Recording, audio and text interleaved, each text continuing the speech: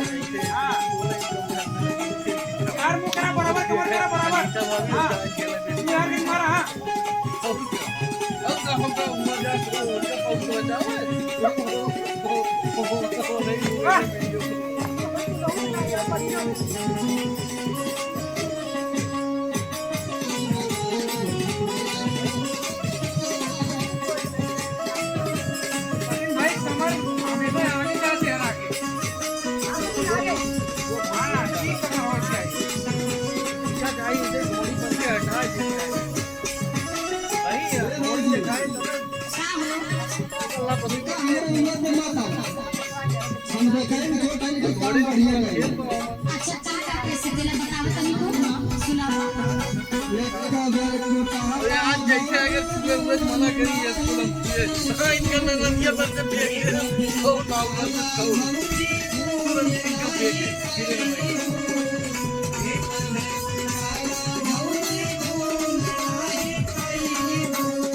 लंबा लंबा भात भौजी साल भरे लंबा लंबा भात भौजी साल भरे लंबा लंबा भात भौजी साल भरे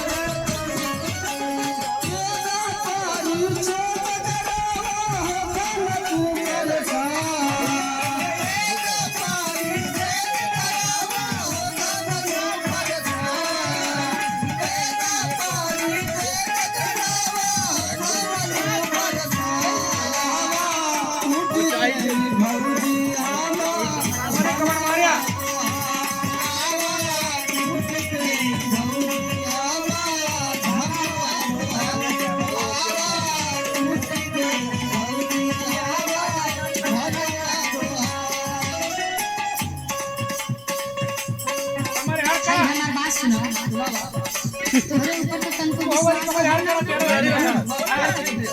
सुना हमार बात पहले नहीं के विश्वास हो तो हमारा तोहरा चाल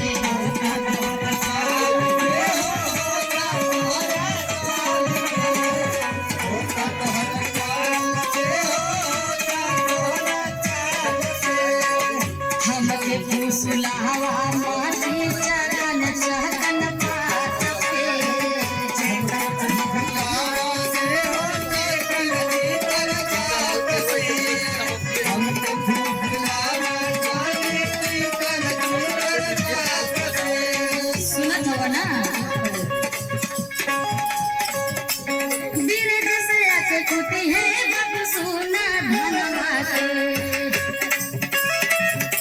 तब भूसी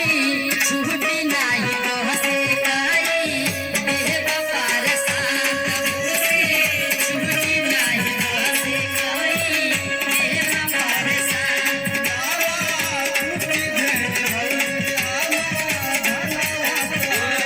भूसी छूटी नाही कहसे काई देव पारसान